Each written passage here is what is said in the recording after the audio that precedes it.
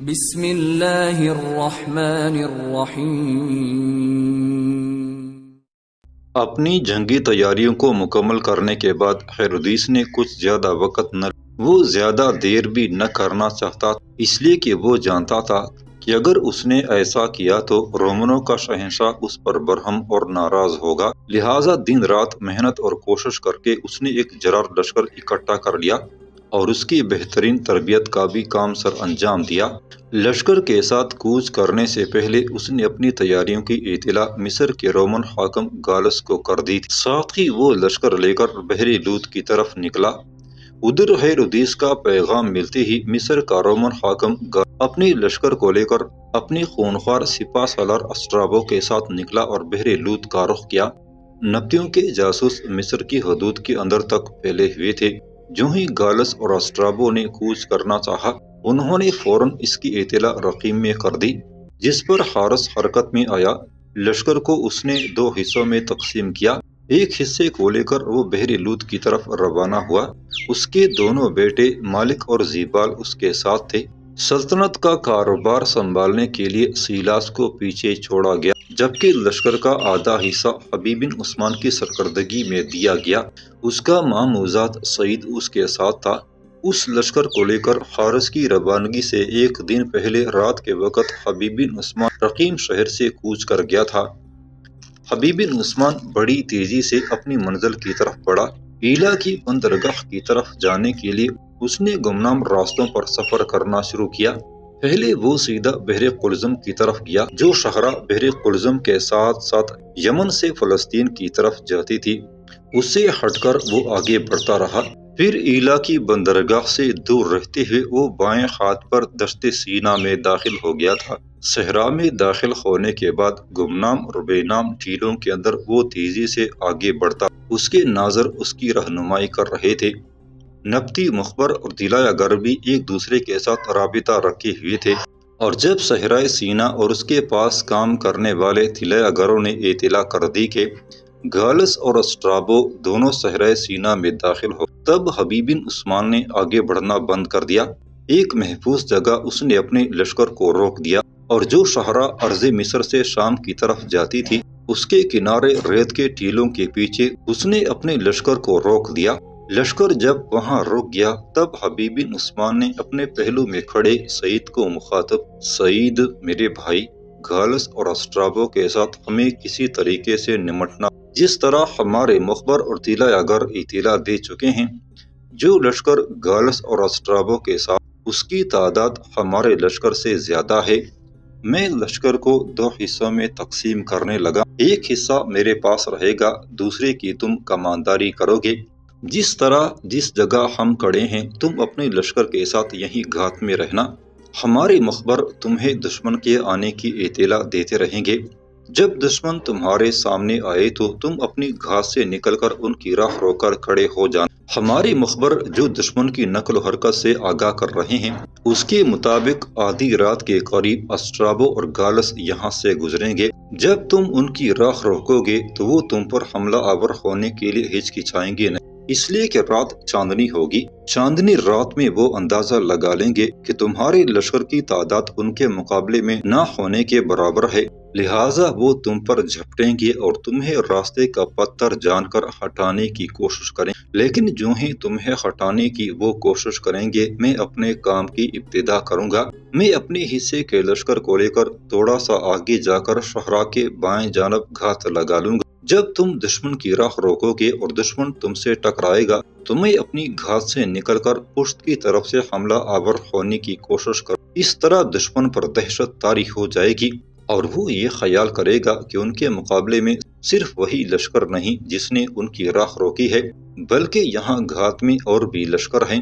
اس طرح ان کے حوصلے پست ہو جائیں گے اور رات کی تنہائیوں میں ہم انہیں شکست دے کر مصر کی طرف بھاگ جانے پر مجبور کر دیں۔ سعید نے اپنے بھائی حبیب بن عثمان کی اس تجویز سے اتفاق کیا۔ پھر دونوں بھائیوں نے لشکر کو برابر 2 حصوں میں تقسیم کیا۔ اس کے بعد وہ ایک ٹیلے کے پاس بیٹھ کر باہم صلاح و مشورہ کرتے رہے۔ پھر اپنے حصے کے لشکر کے ساتھ سعید تو وہیں گھات لگا کر بیٹھ گیا، جبکہ حبیب بن عثمان اپنے حصے کے لشکر کو لے کر تھوڑا سا آگے اور پھر شام کی طرف جانے والی شہرا کے بائیں ہاتھ اس نے بھی ریت کے بلند ٹیلوں کے پیچھے گھات لگا لی تھی۔ نبطی طلع اگر دونوں کو دشمن کی نقل و حرکت اور پیش قدمی سے مطلع کر رہے تھے۔ مصر کا حاکم گالس اور اس کا خونخوار سپہ سالار اسٹرابو دونوں اپنی لشکر کے ساتھ بڑی تیزی سے اس شاہراہ پر سفر کر جو مصر سے شام کی طرف جاتی تھی کہ اچانک وہ رک گئے، اس لیے کہ دفعتاً سعید اپنے حصے کے لشکر کے ساتھ اپنی گھات سے نکلا اور ان کی راہ روک کر کھڑا ہو۔ لمحہ بھر کے لیے سنسان رات میں گالس اور اسٹرابو کے چہروں پر بے چین شراروں کے خروج جیسی نا امیدیاں بکھر گئی تھی، پھر جلد ہی وہ قہر کے غلاف اور سحر کی کرنوں کی طرح پرسکون ہو گئے تھے، اس لیے کہ انہوں نے دیکھا جس لشکر نے ان کی راہ روکی تھی وہ تعداد میں ان سے بہت کم تھا۔ گالس اور اسٹرابو نے لمحہ بھر کے لیے آپس میں مشورہ، اس کے بعد وہ سعید کے لشکر پر حملہ آور ہو گئے تھے۔ سعید نے اپنے مختصر سے لشکر کے ساتھ کچھ دیر تک دشمن کے حملوں کو روکا، پھر وہ بھی دفاع سے نکل کر جارحیت پر اتر آیا تھا۔ گالس اور اسٹرابو یہ امید لگائے بیٹھے تھے کہ رات کی تاریکی میں جس لشکر نے ان کی راہ روکی ہے وہ زیادہ دیر ان کے سامنے ٹھہر نہ سکے، اس لیے کہ وہ تعداد میں بہت کم تھا، پر وہ نہیں جانتے تھے کہ قریب ہی کچھ درویش خصلت مجاہد موت کے متلاشی اور تیز عقابی نگاہوں کی طرح ان پر نگاہ رکھ گالس اور اسٹرابو سعید اور اس کے لشکریوں پر آخری ضرب لگانے کی کوشش ہی میں تھے کہ دنگ رہ گئے، اس لیے کہ اچانک ان کی پشت کی طرف سے حبیب بن عثمان اپنے حصے کے لشکر کے ساتھ مصر سے شام کی طرف جانے والی قدیم کاروانی شاہراہ پر آنے کے بعد حبیب بن عثمان نے اپنی پوری طاقت اور آواز کی پوری قوت کے ساتھ اپنے خداوند قدوس کی کبریائی کے نعرے بلند کیے۔ حبیب بن عثمان کی طرف سے خداوند قدوس کی کبریائی کے نعرے بلند ہونا ہی کہ اس کے لشکری بھی عجیب سی خوفناک آوازوں میں اپنی جنگی نعرے بلند کرنے لگے تھے۔ گالس، اسٹرابو اور اس کے لشکریوں نے محسوس کیا کہ جیسے ان کی پشت کی طرف سے ایک طوفان اٹھ کھڑا ہو گیا ہو۔ دیکھتے ہی دیکھتے گالس اور اسٹرابو کی پشت پر حبیب بن عثمان حملہ آور ہو گیا تھا۔ حبیب بن عثمان کے اس حملے نے جنگ کا نقشہ بڑی تیزی سے بدل دیا تھا۔ تھوڑی دیر پہلے گالس اور اسٹرابو اپنی فتح کی امیدیں لیے بیٹھے تھے، اب انہیں اپنی جان کے لالے پڑ گئے تھے۔ زندگی کی رمق بڑی تیزی سے تلخ حقائق کا سامنا کر رہی، تلواروں کے سایوں اور تیروں کی سنسناہٹوں میں ہر کوئی زندہ رہنے کی جدوجہد کرنے لگا تھا۔ پھر دیکھتے ہی دیکھتے رات کی تاریکی میں ایک طرف سے سعید اپنی لشکر کے ساتھ، دوسری جانب سے حبیب بن عثمان اپنے حصے کے عسکریوں کے ساتھ دشمن پر غالب آنے لگا تھا، یہاں تک کہ صحرائے سینا میں گالس اور اسٹرابو کو بدترین شکست ہوئی اور وہ دائیں جانب بھاگ کھڑے۔ حبیب بن عثمان اور سعید دونوں نے اپنے اپنے لشکر کے ساتھ اپنے سامنے بھاگتے دشمن کا تعاقب شروع کر دیا۔ اسٹرابو اور گالس اپنے بچے کچے لشکریوں کے ساتھ صحرا کے اندر اندھے اونٹ کی طرح بھاگ رہے تھے، جبکہ حبیب بن عثمان اور سعید خونی عقابوں کے غول بگولوں کے امڑتے بادلوں کی طرح ان کے پیچھے لگ گئے تھے۔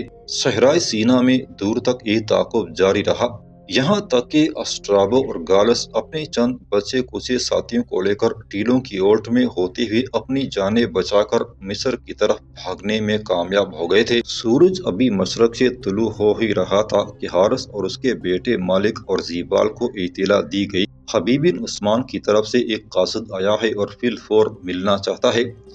وقت ضائع کیے بغیر حارث نے حبیب بن عثمان کی طرف سے آنے والے قاصد کو طلب کیا۔ جب قاصد حارث کے سامنے آیا تو اس وقت حارث کے پاس اس کے دونوں بیٹے مالک اور زیبال بیٹھے ہوئے۔ قاصد کو دیکھتے ہی حارث نے پوچھ لیا، میرے عزیز بتا تو میرے بیٹے ابن عثمان کی طرف سے کیا پیغام لے کر آیا ہے؟ حارث کے اس سوال پر لمحہ بھر کے لیے قاصد کے چہرے پر مسکراہٹ نمودار ہوئی، پھر اس نے کہنا شروع، مالک میں ایک اچھی خبر لے کر آیا ہوں۔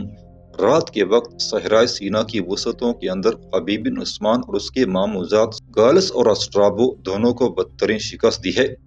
گالس اور اسٹرابو کے لشکر کا ایک بڑا حصہ تہہ تیغ کر دیا ہے، جبکہ گالس اور اسٹرابو بڑی تیزی سے رات کے وقت صحرائی ٹیلوں کی اوٹ میں ہوتے ہوئے مصر کی طرف ان کے لشکر کو مکمل طور پر فنا کر دیا گیا ہے۔ اس خبر سے حارث، مالک اور زیبال ایسے خوش ہوئے کہ کچھ دیر تک وہ ایک دوسرے سے کچھ نہ کہہ سکے، بس ایک دوسرے کی طرف دیکھتے ہوئے مسکراتے رہے۔ پھر حارث کی آواز سب کو سنائی دی، وہ کہہ رہا تھا، ابن عثمان میرے بیٹے، تم یقیناً ان جوانوں میں سے جو بلوغت کے موڑ پر کھڑے ہو کر زندگی کے اوراق میں فوزمندی کے الفاظ تلاش کر لیتے ہیں۔ ابن عثمان میرے بیٹے، میں تیری لطافت اور سطوت بھرے انکہے پیغام جیسی فوزمندی، اخلاص اور استقامت جیسی تیری شجاعت کو سلام کرتا ہوں۔ تو نے اپنی بہادری سے وہ کام سر انجام دیا ہے جو ہر ایک کے بس کا روگ نہیں۔ حارث کے ان الفاظ کو سب نے بڑی خاموشی اور اطمینان بھرے انداز میں سنا۔ حارث نے اپنے سالاروں اور اپنے دونوں بیٹوں کو جنگ کی تیاری کرنے کا حکم دیا اور یہ فیصلہ کیا گیا کہ اگلے روز صبح سویرے دشمن سے ٹکرایا جائے گا۔ دوسرے روز حارث نے اپنے لشکر میں تبل بجوا دیے تھے۔ دوسری جانب خیرودیس بھی جنگ کے لیے تیار ہو گیا تھا۔ پھر دیکھتے ہی دیکھتے حارث خیرودیس کے لشکر پر حملہ آور ہو گیا تھا۔ خیرودیس بھی اسی انداز میں حارث پر ٹوٹ پڑا تھا۔ یوں دونوں لشکریوں کے ٹکرانے سے موت کے اندھے خونخوار جلاد رقص کرنے لگے تھے۔ چاروں طرف وحشی تماشے اٹھ کھڑے ہوئے تھے۔ گو کہ ہیرودیس اور اس کی لشکری ذہنی طور پر اس جنگ کے لیے تیار نہیں تھے۔ انہیں مصر کے حاکم گالس اور اس کے خونخوار سپہ سالار اسٹرابو کا انتظار تھا۔ وہ یہ امید لگائے بیٹھے تھے کہ اس بار گالس اور اسٹرابو کی مدد سے حارث کو بدترین شکست دے۔ لیکن جب قبل از وقت حارث نے جنگ کی ابتدا کر دی تو ناچار انہوں نے بھی جنگی مقابلے کی ٹھانی۔ تاہم وہ مطمئن تھے کہ ہو سکتا ہے جنگ کے دوران مصر کا حاکم اپنے لشکر کے ساتھ آن، لیکن ان کی بدقسمتی کہ وہ یہ نہ جانتے تھے کہ صحرائے سینا کے اندر حبیب بن عثمان گالس اور اسٹرابو کے لشکر کو بدترین شکست دے چکا۔ جب لشکر اپنی پوری آب و تاب سے ایک دوسرے سے ٹکرا رہے تھے کہ حبیب بن عثمان بھی اپنے لشکر کے ساتھ آن پہنچا۔ بے تاب امنگوں کے جنون اور دھرتی پر پھیلتے ظلمت کے غبار کی طرح وہ خیرودیس کے لشکر کے پہلو کی طرف، پھر زیست اور اندھا کر دینے والی آویزش اور پیکار کی طرح حبیب بن عثمان خیرودیس کے لشکر کے بائیں پہلو پر حملہ آور ہو گیا۔ خیرودیس اور اس کے سالار پہلے ہی بڑی مشکل سے حارث اور اس کے لشکریوں کا سامنا کر رہے تھے۔ اب جو ان کے پہلو پر جنگی نعرے بلند کرتے ہوئے حبیب بن عثمان حملہ آور ہوا تو خیرودیس کے نہیں، اس کے لشکریوں کے دل بھی خوف سے بھر گئے تھے۔ حبیب بن عثمان کے حملہ آور ہونے سے حارث کے حوصلے بھی مزید بلند ہوئے۔ پہلے کی نسبت اور زیادہ موت کے پیغام دشمن کو وہ موت کی گہری نیند سلانے لگا تھا۔ تھوڑی دیر تک مزید جنگ کے بعد حارث کے سامنے خیرودیس اور اس کے لشکری کی حالت خراب ہونا شروع ہو گئی تھی۔ پھر وہ لمحہ بھی آیا جب حارث کے ہاتھوں خیرودیس اور اس کے لشکریوں کو بدترین شکست۔ خیرودیس اپنی جان بچا کر بھاگ نکلا۔ فلسطین کے شہروں میں جب خیرودیس کی شکست کی خبر پہنچی، چاروں طرف سے ایک ماتم سا بچھ گیا تھا۔ لوگوں پر حارث کا خوف و ہراس طاری ہو گیا تھا۔ خیرودیس بڑی مشکل سے اپنی جان بچا کر اپنے مرکزی شہر پہنچا تھا۔ واپس پہنچ کر اسے خبر ہوئی کہ حارث کے ایک لشکر نے صحرائے سینا کے اندر گالس اور اسٹرابو کے لشکر کا کام تمام کر دیا تھا اور وہ دونوں بڑی مشکل سے اپنی جانیں بچا کر مصر کی طرف بھاگے تھے۔ اب ہیرودیس کو یقین ہو گیا تھا کہ وہ اکیلا یا رومنوں کو اپنے ساتھ ملانے کے باوجود حارث کو شکست دینے سے دوچار نہیں کر سکتا۔ دوسری جانب حارث نے چند روز تک میدان جنگ کے اندر قیام کیا۔ وہ مالی غنیمت جو حبیب بن عثمان اپنے ساتھ لے کر آیا تھا اور جو خیرودیس کے پڑاؤ سے حاصل ہوا تھا، وہ سب کچھ سمیٹنے کے بعد حارث واپس اپنے مرکزی شہر کی طرف چلا گیا تھا۔ جنگ سے لوٹنے کے بعد حبیب بن عثمان اپنا زیادہ وقت اوزال کے ساتھ گزارنے لگا تھا۔ ایک روز وہ اوزال کے کمرے سے نکلا ہی تھا کہ حارث کا چوبیدار اس کے پاس آیا اور اسے مخاطب کر کے کہا، ابن عثمان میرے محترم، آپ کو آقا نے طلب کیا ہے۔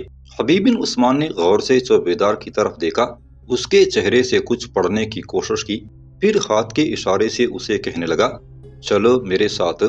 چوبیدار آگے آگے ہو لیا۔ دونوں قصر کے کمرے میں داخل ہوئے۔ اس کمرے میں پہلے سے حارث کے علاوہ اس کا بیٹا مالک اور زیبال، حبیب بن عثمان کا مام اور حارث کے ساتھ کام کرنے والے دو نئے جرنیل خلیص اور شناتر بیٹھے ہوئے تھے۔ ایک جانب سلطنت کا وزیر سیلاس اور اس کے ساتھ رقیم شہر کا کوت زوجدان بھی اپنی اپنی نشستوں پر بیٹھے ہوئے تھے۔ حبیب بن عثمان جب کمرے میں داخل ہوا تو ہاتھ کے اشارے سے حارث نے اسے اپنے پہلو میں بیٹھنے کے لیے کہا۔ جب وہ بیٹھ گیا تب گفتگو کا آغاز حارث نے کیا۔ حبیب میرے بیٹے، تمہاری آمد سے پہلے یہاں بیٹھے ہوئے لوگوں کے میں نے ایک انتہائی اہم موضوع پر گفتگو کی ہے۔ یوں جانو، ہم نے ایک مہم پر نکلنے کا فیصلہ کیا ہے، لیکن اس مہم پر اس وقت تک نہیں نکلا جا سکتا جب تک تمہاری رضامندی شامل نہ ہو، اس لیے کہ تم حارث کے سارے لشکریوں کے سالار اعلیٰ ہو۔ میرے بیٹے، گزشتہ جنگ سے لوٹنے کے بعد میری سب سے بڑی خواہش یہ تھی کہ جس طرح دوسرے بچوں کی شادی ہوئی ہے، تمہاری اور افضال کی بھی شادی کر دی جائے۔ یوں جانو، اس خواہش کی تکمیل میرے دل کا اطمینان، میرے ضمیر کی طمانینت تھی، لیکن تمہارا اور افضال کا متفقہ فیصلہ میں نے بھی تمہاری قسم نہ توڑنے کا عہد کر لیا تھا۔ میرے بیٹے، تم جانتے ہو دمشق کا حاکم حداد بن حدار ہمارے بدترین دشمنوں میں سر فہرست ہے۔ جس وقت مصر کا حاکم گالس اور ہیرودیس ہم پر حملہ آور ہونے کے لیے پر تول، اس نے ہم سے ہماری بیٹی افضال کا مطالبہ کیا تھا، لیکن اس وقت حالات کا تقاضا تھا کہ ہم خاموش رہیں، جھک جائیں، سو ہم جھکے، اس کے قاصد کو تحائف دے کر ہم نے ٹال دیا۔ اب معاملہ اور ہے، گالس اور ہیرودیس دونوں کو ہم اپنے سامنے سر نگو کر چکے ہیں۔ میں یہ بھی جانتا ہوں کہ ان دونوں کی شکست کی خبر جب رومنوں کے شہنشاہ کے پاس پہنچے گی تو یاد رکھنا، وہ ہمیں زیر کرنے کے لیے ہیرودیس اور گالس کی مدد کے لیے ایک بہت بڑا لشکر روانہ کرے گا، لیکن ایسا ہونے میں وقت لگے گا۔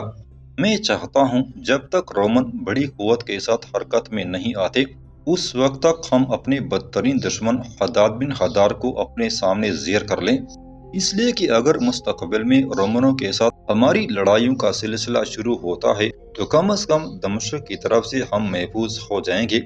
دمشق پر حملہ آور ہونے سے ہمیں دو فوائد حاصل ہوں گے۔ حارث کہتے کہتے رکا، دم لیا، ایک نگاہ اس نے اپنے سامنے بیٹھے لوگوں پر ڈالی، پھر بڑی توجہ، بڑے انہماک سے حبیب بن عثمان کی طرف دیکھتے ہوئے وہ کہہ رہا تھا، میں تمہاری آمد سے پہلے ان سب لوگوں کو بتا چکا ہوں کہ حداد بن حدار پر حملہ آور ہونے سے ہمیں دو فوائد حاصل ہوں گے۔ پہلا یہ کہ آنے والی جنگوں میں رومنوں سے ٹکرانے کے لیے ہم دمشق کی طرف سے محفوظ ہو جائیں گے، حداد بن حدار کی طرف سے ہمیں کوئی خطرہ نہیں رہے گا۔ دوم یہ کہ اس طرح ہم تمہاری قسم پوری کرنے کے نزدیک پہنچ جائیں گے، اس لیے کہ برابا اور اس کے ساتھی حداد بن حدار کی سرحدوں پر ہی آباد ہیں۔ اگر حداد بن حدار کے ساتھ ہماری جنگوں کا سلسلہ شروع ہوتا ہے تو یاد رکھنا، برابا اور اس کے ساتھی ضرور ان جنگوں میں حداد بن حدار کا ساتھ دیں گے۔ دمشق کے حاکم کے ساتھ ساتھ مجھے امید ہے کہ ہم برابا اور اس کے ساتھیوں کو بھی کچل کر رکھ دیں گے۔ مجھے امید ہے کہ ان جنگوں میں ہم برابا اور اس کے ساتھیوں کو زندہ یا مردہ حاصل کرنے میں کامیاب ہو جائیں گے۔ اگر ایسا ہو جاتا ہے تو پھر حداد بن حدار کو شکست دینے کے بعد تمہاری قسم بھی پوری ہو جائے گی، اور جب تمہاری قسم پوری ہو جائے گی تو میری خواہش بھی پوری ہو جائے گی کہ تمہاری اور افضال کی شادی کر دی جائے۔ میں یہ بھی جانتا ہوں کہ حداد بن حدار کی عسکری طاقت انتہائی مضبوط ہے، لیکن اس کے ساتھ ہمیں ہر حال میں ٹکرانا ہے، اس لیے کہ اگر ہم ایسا نہیں کرتے تو آنے والے وقت میں کسی بھی لمحہ یہ حداد بن حدار ہمارے لیے خطرات کا طوفان بن کر کھڑا ہو سکتا ہے، اور میں نہیں چاہتا کہ وہ ایسی نازک صورتحال اختیار کرے۔ حارث رکا، کچھ سوچا، پھر دوبارہ قصر کے اس کمرے میں اس کی آواز گونج گئی تھی، حبیب بن عثمان میرے بیٹے، میں نے جو کچھ کہنا تھا کہہ دیا ہے، اب مجھے تمہارے رد عمل کا انتظار ہے، کہو اب تم کیا کہنا چاہتے ہو۔ کمرے میں بیٹھے سب لوگ خاموش تھے۔ حبیب بن عثمان تھوڑی دیر تک مسکراتا رہا، پھر حارث کی طرف دیکھتے ہوئے کہنے لگا،